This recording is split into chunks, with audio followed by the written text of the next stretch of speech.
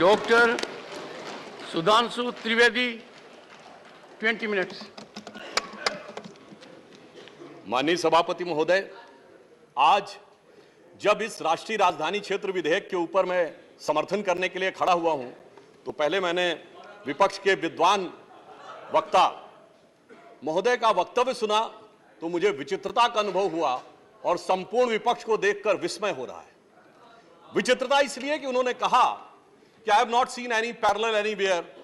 तो मैं भी कहना चाहता हूं, ये पहली बार ऐसा हो रहा है कि किसी देश की राष्ट्रीय राजधानी में उस देश की केंद्र सरकार की शक्तियां, उससे अधिक शक्तियां किसी और की होनी चाहिए। मेरे विचार से दुनिया में ऐसा कोई दूसरा उदाहरण देखने को नहीं मिलेगा। So I support what Abhishek Manu Singhvi ji has said. I am unable to find parallel anywhere in the world. दूसरा विषय जो मैंने कहा कि विस्मय का अनुभव क्यों हो रहा है, अभी देखिए उन्होंने 2 बार सुपर सीएम प्रयोग किया कॉन्स्टिट्यूशनल पद पर बैठे हुए व्यक्ति के लिए। मगर महोदय, इस देश ने बगैर संवैधानिक पद पर बैठे हुए सुपर पीएम 10 साल तक देखा है। और मैं ये कह रहा हूं कि अभी मैंने कितना सुंदर सामंजस्य देखा कि उन्होंने कहा कि समय कम हो रहा है, तो आम आदमी पार्टी वालों ने कहा हम भी समय देने को तैयार हैं। सारे विपक्ष को देख के विस्मय होता है कि कांग्रेस पार्टी, जिसका कि 3 राज्यों में स्थिति यह रही कि गुजरात में वोट हाफ कर दिया। बिल्कुल बता रहे हैं, सुनिए तो, अरे सुनिए तो, बता रहे हैं। Sorry, honorable members. One second. Dr. Abhishek Singhvi was heard in rapt attention. This is the decorum of the house. No. Yes, I am coming to that, sir. Let me do not get into disruptive mode. Dr. तो मैं कहना चाहता हूं कि ये लोग किस तरीके से आए हैं साथ में। अरे साहब, बहुत सारे शेर बोले तो ऑर्डिनेंस के पार्ट नहीं थे, हम भी बता रहे हैं आपको। I will have to name you. देखिए इनकी I will have to name you. कि you have got it as a habit. क्या शिद्दत दिख रही है एक दूसरे को सपोर्ट करने में। देखिए इनकी स्थिति ये, we want decorous debate here. Doctor said many things, maybe digestible, maybe indigestible. Dr. Sudhanshu Trivedi. मैं सिर्फ ये कहना चाहता हूं कि गुजरात में कांग्रेस का वोट हाफ कर दिया, पंजाब में इनका स्विच ऑफ कर दिया, दिल्ली में साफ कर दिया और आपने इनको माफ कर दिया। और उसके माफी के बाद भी मुझे लगता है, अभिषेक मनु सिंघवी जी ने कहा था तो मैं भी ये कहना चाहता हूं, आप साथ में आए हैं दिल्ली के इस बिल पे, दिल्ली की जनता के लिए आए हैं या किसी और कारण से आए हैं, ये दिल्ली की समझदार जनता समझती है। तो मैं भी एक पंक्ति कहना चाहूंगा कि शाम तक सुबह की नजरों से उतर जाते हैं, इतने समझौतों पे जीते हैं कि जमीर भी मर जाते हैं। अब यह एक संवैधानिक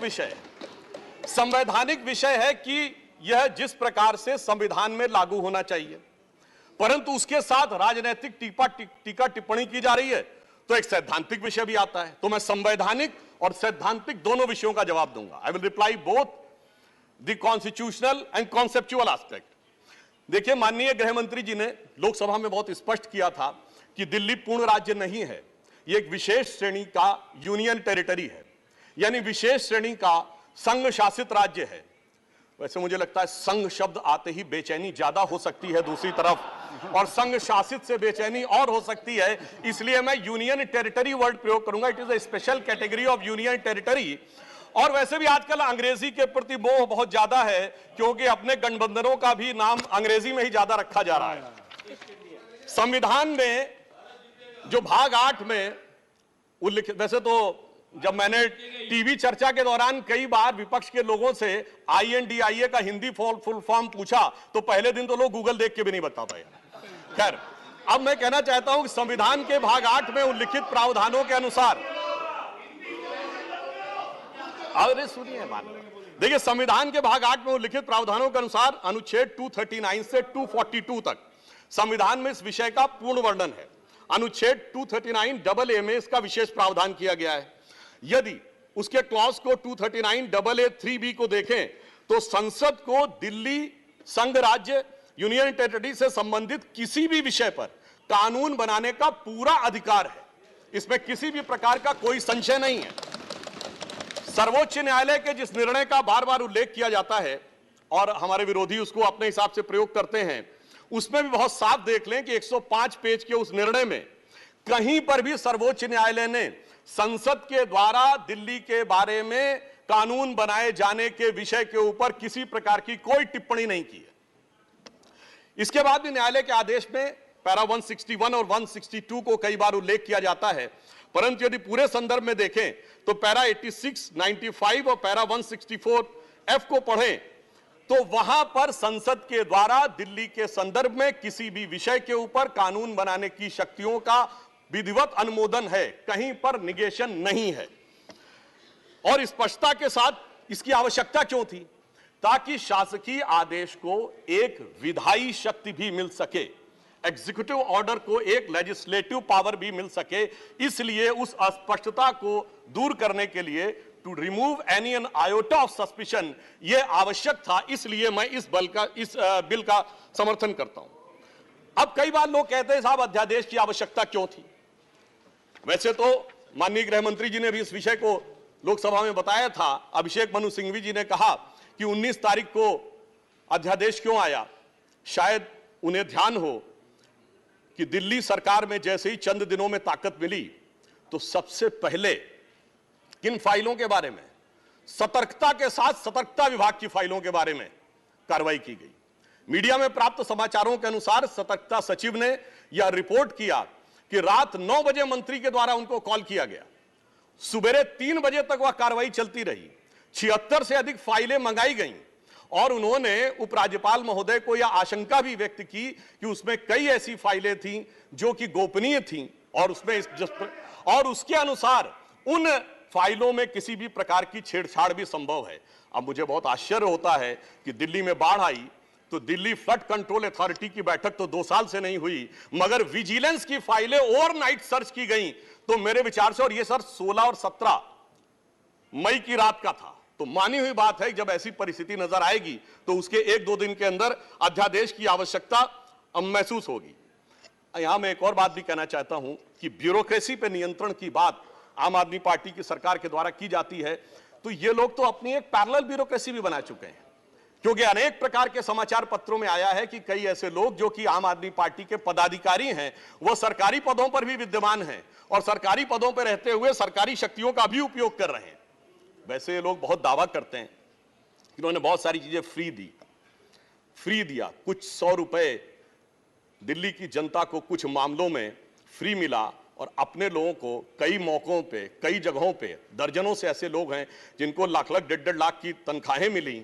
और यदि आरोपों को देखा जाए तो करोड़ों रुपए के घोटालों के आरोप हैं। एक कहावत होती है, माले मुफ्त दिले बेरहम। तो मैं कहना चाहूंगा इनकी तो स्थिति यह है कि माले मुफ्त दिले बेरहम, दिल्ली पे सितम और करोड़ों हजम।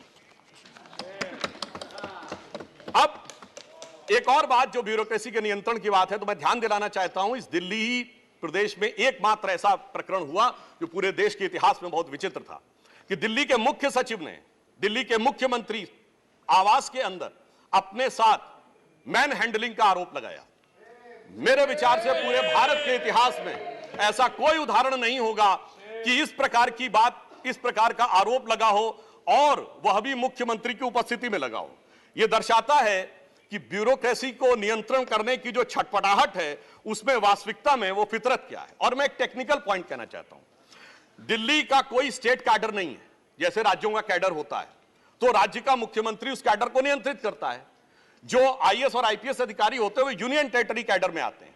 जब वो सारे राज्यों में, सारी केंद्र शासित राज्यों में उनका स्थानांतरण हो सकता है, तो मैं आपके माध्यम से विपक्ष से पूछना चाहता हूं कि यदि दिल्ली के एक अधिकारी का ट्रांसफर गोवा होना है और दिल्ली के सीएम की उस पर एब्सोल्यूट अथॉरिटी होगी तो यह कैसे संभव हो सकता है? इसलिए यह आवश्यक है कि इस विषय के ऊपर केंद्र सरकार की शक्तियां परिभाषित हो। अब एक दूसरी बात भी है, दिल्ली में स्टेट कैडर भी नहीं है, यानी जैसे स्टेट पब्लिक सर्विस कमीशन होता है और राज्य के कैडर होते हैं, तो यहां भी दानिक्स कैडर है। यानी दानिक्स कैडर में भी 3-4 यूनियन टेरिटरी आती हैं, दमन, दीव और अन्य। अब दानिश कैडर के एक अधिकारी की जरूरत यदि अंडमान में या दमन दीव में भी होगी और दिल्ली का मुख्यमंत्री यह तय करेगा, तो क्या यह संवैधानिक दृष्टि से उचित है? इसलिए मैं कहना चाहता हूं कि माननीय गृह मंत्री जी ने जो यह विषय रखा है वो पूरी तरीके से उचित है। अब दुरुपयोग की बात में मैं एक और बात कहना चाहता हूं, इनकी वास्तविक मंशा क्या थी। दिल्ली में एक जनरल फाइनेंशियल रूल 2019 है जो ये कहता है कि 10 करोड़ रुपए से अधिक का अगर किसी भी प्रकार का व्यय होगा तो वह मंत्री की शक्ति से बाहर होगा और वह एलजी के पास जाएगा। महोदय, इनके मुख्यमंत्री जी का जो मकान या वजीर आला का अजीमुशान महल बनाने के लिए जो बिल बने साहब, वो पूरे उसके एक साथ नहीं बने। 10 करोड़ से कम के 8.5, 8, 7.5, 9 करोड़ रुपए के डिफरेंट बिल बने और एक मद ऐसा है जिसमें कि मुख्यमंत्री कार्यालय के कर्मचारियों के लिए महोदय जानते कितने का बिल बना? 9.99 करोड़, यानी 0.01 से कैसे बचा जा सकता है कि टेंडर न करना पड़े, मन मुताबिक खर्चे कर लिए जाएं। यह दर्शाता है कि नियमों के प्रति और ब्यूरोक्रेटिक नियमों के प्रति इनके मन में क्या आस्था है। और इतना ही नहीं, दिल्ली मेट्रो के लिए तो वृक्ष काटने की परमिशन वर्षों तक नहीं मिलती थी, मगर मुख्यमंत्री आवास के लिए वृक्ष काटने की परमिशन उनको मिल जाती थी। अब इसके साथ मैं एक और बात कहना चाहता हूं, एक नैतिकता, सैद्धांतिकता का सवाल उठाया जाता है। तो मैं कोट करना चाहता हूं कि दिल्ली के मुख्यमंत्री जी ने, जिनका वो आलीशान शीश महल बना हुआ है, उन्होंने 27 अक्टूबर 2013 को शीला दीक्षित जी के विषय में लिखा था ट्वीट, और उनको मैं कोट कर रहा हूं। उन्होंने कहा कि दिल्ली की मुख्यमंत्री शीला दीक्षित जी के घर में 10 एसी लगे हैं। मैंने तो सुना है कि बाथरूम में भी एसी लगे हैं। कौन भरता है इस एसी का बिल? और आगे वो कहते हैं, मेरा तो कलेजा कांप उठता है ये सोचकर कि दिल्ली की 40% जनता झुग्गियों में रहती है, तो कोई मुख्यमंत्री ऐसे आलीशान घर में कैसे रह सकता है। मैं कहना चाहता हूं, देखिए, केजरीवाल जी का कलेजा कापा हो या ना कापा हो, रूह कापी हो ना कापी हो, रूह है क्या है, किसकी रूह है, उस पर मैं टिप्पणी नहीं करना चाहता, मगर मैं एक बात जरूर कहना चाहता हूं कि शीला दीक्षित जी जहां भी होंगे उनकी रूह को बहुत तकलीफ हो रही होगी कि जब उनके ऊपर ऐसी बातें करने वालों के साथ वो सारे लोग आज आकर खड़े हुए होंगे। वैसे महोदय, उनके घर में 10 एसी थे, यहां तो 15 टॉयलेट भी हैं। और इतना ही नहीं, 1-1 करोड़ रुपए के पर्दे भी लगे हुए हैं, और 1 करोड़ रुपए के पर्दे का एस्टीमेट है। और इतना ही नहीं, अब सुनिए, उनके सामने एक दूसरी समस्या हो गई है कि अभी तक जो बातें चल रही थी, अब उनके सामने यह समस्या है कि उन चीजों को कैसे छुपाएं। देखिए, मैं इनके लिए कहना चाहूंगा कि अब उनकी फितरत जग जाहिर हो चुकी है। तो आज आम आदमी पार्टी की स्थिति यह है कि अब जो चेहरे से जाहिर है छुपाएं कैसे, तेरी मर्जी के मुताबिक नजर आए कैसे। अब इस घर को सजाने का तसव्वुर हुआ बात की बात, अब तो मुश्किल है कि इस घर की हकीकत को छुपाएं कैसे। और यहां पर इसके बाद मैं कटाक्ष के बाद एक बात करुणा के साथ कहना चाहता हूं कि अन्ना हजारे के आंदोलन से निकली हुई वो पार्टी जो एक कमरे के मकान में रहते थे, और उससे निकली हुई पार्टियां सैकड़ों करोड़ के आलीशान मकान में रहती हैं, तो मैं कहना चाहता हूं कि दिल्ली की जनता और जिन जिन लोगों ने उस आंदोलन का समर्थन किया उनके ऊपर भी एक आघात है। और साथ ही साथ ये एक बात का और भी संकेत देता है, फूड फॉर थॉट है देश के लोगों के लिए, कि एक्सपेरिमेंटल पॉलिटिक्स कई बार बड़े विचित्र परिणाम भी देती है। अब किसी नए नवेले प्रयोग को आजमाने का वक्त नहीं है, बल्कि आजमाए हुए मोदी जी के नेतृत्व को चमकाने का वक्त है। और बहुत से लोग ये कहते हैं, संवैधानिक नैतिकता का प्रश्न उठाते हैं कि अध्यादेश क्यों लाया गया। अध्यादेश के लाने का तात्कालिक कारण मैंने बता दिया, और वैसे मैं अपने विपक्ष के लोगों के सुलभ संज्ञान के लिए बता देना चाहता हूं कि इन लोगों ने कितनी बार अध्यादेश लाए हैं। नेहरू जी की सरकार में 70 बार, इंदिरा जी के जमाने में 77 बार, राजीव जी के समय में 35 बार, नरसिम्हा राव जी के समय में 77 बार, मनमोहन सिंह जी के समय में 61 बार, और जो यूनाइटेड फ्रंट गवर्नमेंट बनी थी भाजपा विरोध में, उसमें 1.5 साल में 77 बार। तो मुझे लगता है अध्यादेश का विषय उठाने से पहले इस अंक गणित को भी देख लेना चाहिए। अब मैं एक और बात कहना चाहता हूं, जो संविधान की दुहाई देते हैं उनके लिए, ये तो वो लोग हैं सभापति महोदय जिनकी संविधान में क्या आस्था है। इन्होंने संसद के द्वारा पारित सीए कानून के खिलाफ विधानसभा में प्रस्ताव पारित कर दिया। यह संविधान का सम्मान है। और वो सिटीजनशिप अमेंडमेंट एक्ट था। नागरिकता का विषय तो पूर्ण राज्य का भी विषय नहीं हो सकता, और तो उसके बावजूद दिल्ली सरकार ने पारित कर दिया। तो इसका अर्थ हुआ कि ये जिस प्रकार के कार्य करते हैं उनका संविधान में कोई आस्था नहीं है। और अभिषेक मनु सिंघवी जी अभी कह रहे थे इलेक्टेड गवर्नमेंट, तो मैं याद दिलाना चाहता हूं, after the 72nd and 73rd constitutional amendment there are 3 tier of government, जिसमें एक म्युनिसिपल और जिला पंचायत, एक स्टेट और एक सेंटर। तो मान्यवर, ये तो राजीव गांधी जी लाए थे।